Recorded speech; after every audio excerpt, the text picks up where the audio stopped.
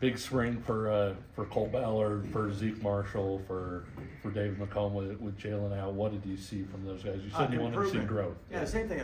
Great growth from year to year. Another year of growth or spring of growth. Like I said, it's terrible. It's sad that Jalen couldn't do as much, but then for a second spring, where you get a lot of reps for the guys who are behind us, you actually create a ton of really good depth. So Cole's really good. Cole did a great job. Zay did a great job. Got David reps and Mikey got reps. David got McComb, young guy, got reps. I was really happy with those guys. Really happy and pleased. How is the partnership with you and Lubin going so far? Awesome. And he's like, he's my guy. I was joking around. He's a guy who has a great perspective on life going through what he went through. So it kind of gets me back. I always call me Happy Z. How you doing? Tries to keep a smile on my face because of what he's been through. And he's always said he took stuff way too serious before to kind of put everything in perspective what he went through. So it kind of keeps me, I'm usually happy. Every once in a while I need it, but Matt's off. Matt's the best. He's just the best. You mentioned David McComb. Just how do you evaluate a freshman quarterback who was early in terms of how successful that spring was? Getting a playoff.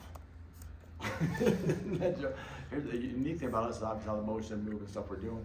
Really, to be able to control. My biggest thing for a young kid, a young man, is to quarterback-wise, is to can they get the huddle commanded? A lot of times guys aren't in huddles a lot, or they're using signal or whatnot. You can young man get in there, read this wristband, and then be what we call a traffic cop. Can you put everybody in the right spot? And if they don't, the toughest thing for a young dude is if they don't line up right. Now he's supposed to fix it. Well, heck, he just got here. But not that he's really high football IQ. So from a high football, I was really pleased with his performance of being able to get the huddle and get a play off. Because practice, you know how we practice so fast? You can't do that if you're having all these issues and concerns in the huddle, not being able to get it going. And you can't play kids who can't handle that. Because quarterbacks can wreck a practice pretty fast.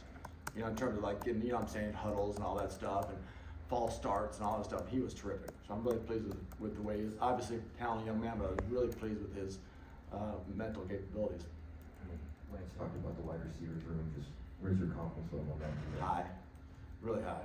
Like I was excited about those guys. You're excited when you recruit them, excited when they get here, and then you get 15 practices with them. You're like, hey, it's gonna be okay.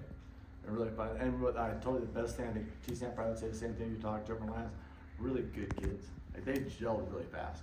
And not like I have to have the ball or they really pull for each other. And that's really the biggest thing offensively. Like I told you before, how fast can we get all these guys together and connected? I thought the receiver room was terrific.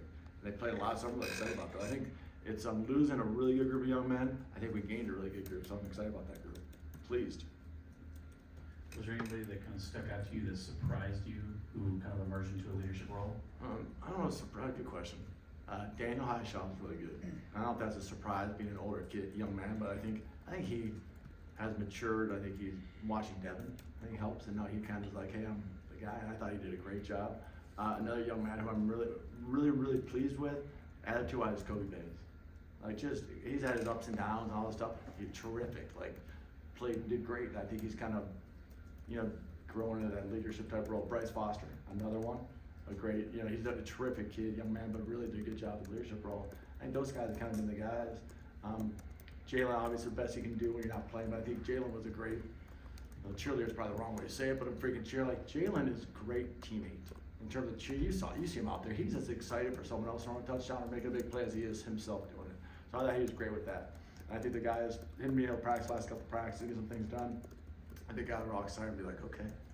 It'd be good. And we all spring, but I thought those guys are kind of the ones that stood out. And we hear a lot from the players about culture here, right? What do you do to kind of instill that culture in a lot of the new guys, as well as what's your idea as to what the culture is here? Culture, like I said before, is kind of built into his sleeve. I think he does a great job, and that's why I think they get it. We just kind of build off of what sleeve does. Like we have to live it as coaches, and we have to live on the practice field. I think when you see the practice field and how those kids, I think the older kids do a really good job of leading those kids through. I think culture kind of shows in the rough times, the tired times. How do we keep practicing and keeping things going when you're tired or concerned or whatnot. So I think that's kind of a lead by example type thing with those kids out there. And I think Sleeve does a great job, weight room wise, and we as coaches is build off what they do. And we believe in, like, I don't know, it's simple to say, but it's sort of like we buy it, we're in. Like we're all in. I think the kids see us as coaches all in. I think they're like, hey, you need to jump in. And the tough thing is, Lance well enough, talked to him for many years, if you're not in, you're not in. Like you have to be all in. So So I think that's where we kind of live it, see it, show it, like, you can't play if you're not all in. You need, buy-in is the key. So the kids buy in, they know that. I think we teach them right from the start, like, you're gonna be in or you're not gonna play. And that's the way it is. Jim, I know this isn't uncommon, but I wonder how important is it to you for skill position players on offense to have background play in other positions, whether that's wide receivers that played running back or tight ends that played somewhere else, maybe receiver or whatever, and just kind of grew into themselves. Do you find that an advantage with guys that have that knowledge of another position? It is, guys. I think it is a really big advantage. Really on either side of the ball. I think sometimes I really do. Like, and this is totally off the wall, but I remember getting into college football, and gosh, I talked to somebody back in the day, and they're like the best DBs they've ever had were guys who played quarterback somewhere back in the day, because they know the route combination and see it and stuff. So I think sometimes guys who play running back their whole lives also become receiver, become really good yard after catch type guys, you know, that kind of stuff. So I think it's really good to be versatile, and that it helps them become able to play faster, kind of see the game from a different perspective. You've been an offensive coordinator before, but going through the spring as the lead coordinator, like, did you learn anything about how you want to approach the fall from these practices? No, I mean, I'm trying to think anything new. No, I think you just learn the thing we, as a staff, try to do, me personally, like, what is this group going to be great at? I think that's the hardest. You know who you are offensively, but then, like, what are the things we do the best? You know, what are we going to end up being the best when it's crunch time? And those third downs or red zone, the crucial situations that we need to obviously do better in.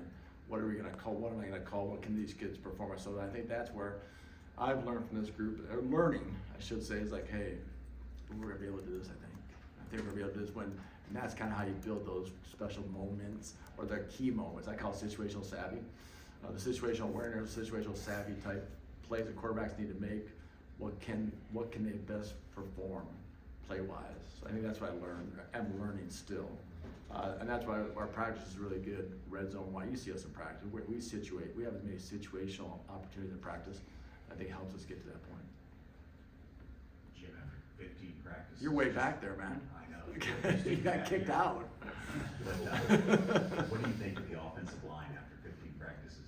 I'm pleased with them. You know, we're young in the back end, I guess, or the second or third guys. And I'm telling you, the amount of reps those guys get in the best thing for 2-huddle is guys get a ton of reps, and young guys get reps.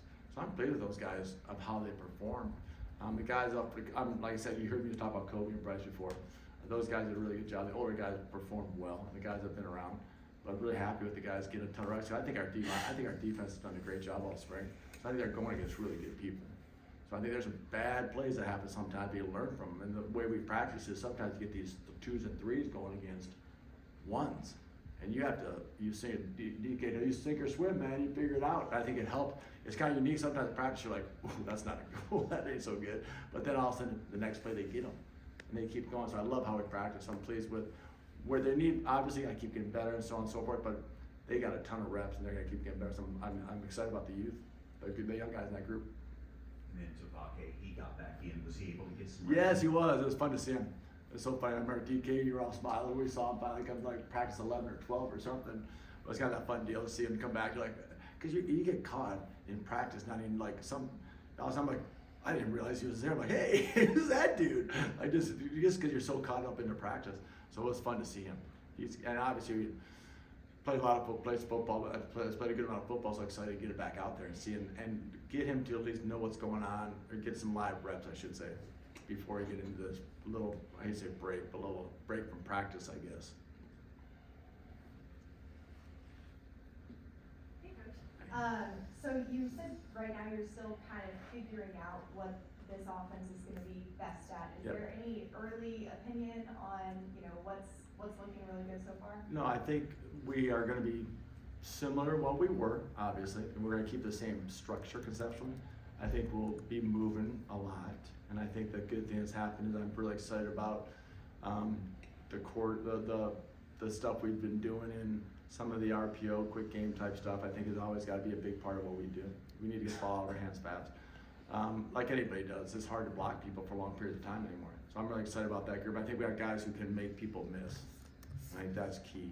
So I'm trying to figure out how we can best keep getting guys in space. Because talking defensive guys, the hardest thing to do right now is to tackle in space. It's just hard.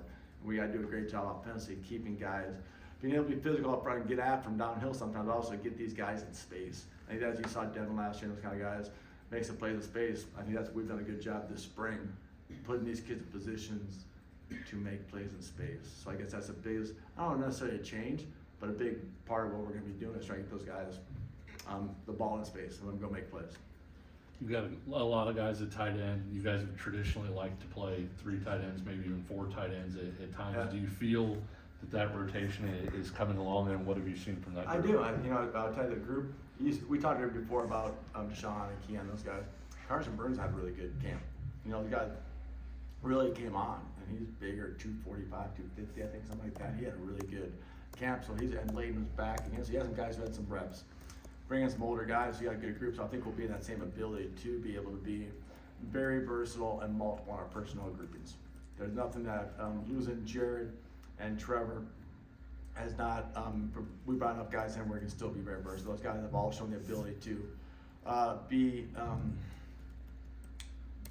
threats in the pass game. I'm trying to think of the right word. Be threats in the pass game, which is huge for us to have those guys occasionally be able to go vertical on the field.